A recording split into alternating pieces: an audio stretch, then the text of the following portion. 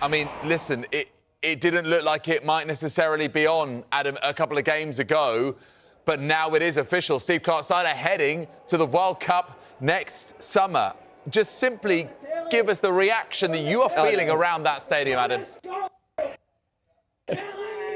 David, I honestly have no idea what to say to you right now. This is completely unbelievable. As you said a couple of games ago, people maybe didn't think this.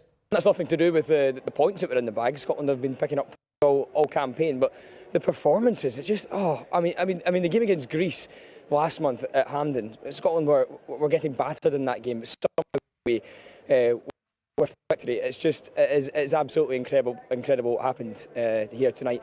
Forever with the Scotland national team, we've always been speaking about glorious failure. This idea of get hopes up, play really well against the good teams, and then right at the very end, just crumble and throw it all away.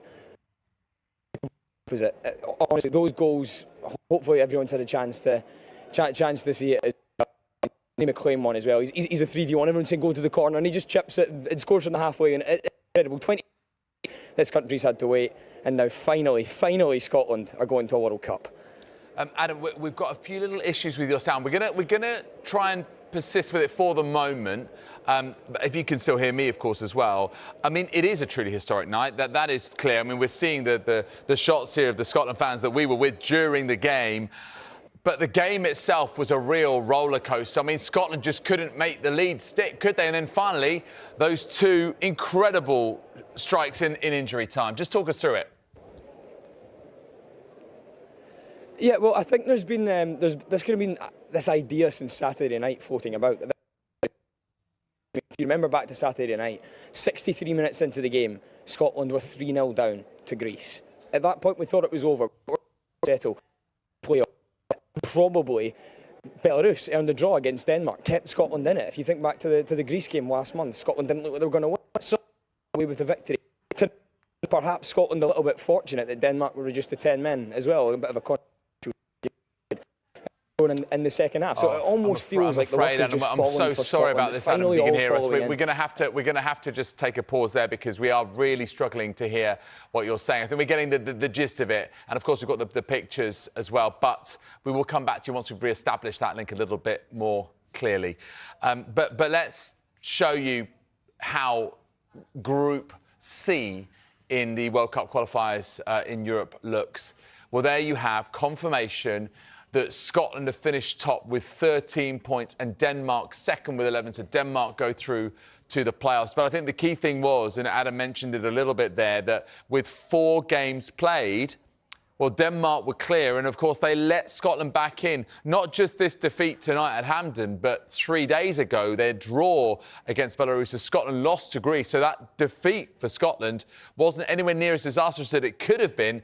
Had Denmark actually beaten Belarus, well, they may well have just gone through, because had they lost at Hampden, they would have had probably a better goal difference. But in any case, that didn't happen. Scotland made the most of the reprieve and did the job when they needed to. So, Scotland are celebrating. They are ready for the World Cup. The official Scottish national team's account on X posted this. Will be coming. I mean, this is the famous chant, right, for the time. We're coming down the road. See you at the 2026 FIFA World Cup. And it will be amazing. It will be amazing to hear that in the United States, Canada and Mexico. Andy Murray, of course. Yes, Andy. He posted on social media his reaction when McTominay scored early on. Yes! He said, never in doubt, Scotland, North America, here we come. Scotland have qualified for their first Men's World Cup for 28 years after substitute Kieran Tierney produced a superb strike in the 93rd minute. Before then, McLean scored from the halfway line to complete the 4-2 win. Let's go straight to Hampden, shall we, and speak to our reporter, Adam Binney, because I told him to remember how we felt after Ukraine and to bottle that feeling. And I remember at the time when I spoke to him, I said, you have to remember how bad you feel and make sure that next time you get to that stage, and I knew they would get to that stage again because they're good. I said, next time you get to that stage, get over the line. Now, the campaign's been up and down, but we ended up with the most points. The group made a liar of me because I told them at the start of the campaign, you'll need 14 points to qualify. Only needed 13. Brilliant. Not unlucky for some. Not unlucky for some. In terms of moments in your career then, where does this sit? Yeah, tonight it feels pretty special. Do you want me to go through the boring one and say, this? No, this is the best feeling. This is the best feeling. I've waited a long time. I've spoken to you before about how much I want to go to a World Cup with my country. I had a chance as a player. It passed me by for various reasons.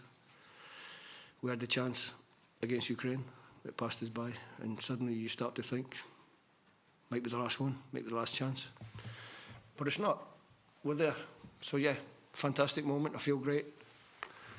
I'm going to enjoy myself tonight and tomorrow night and the night after that. It's so great because I've now got 3 months where I can just enjoy myself.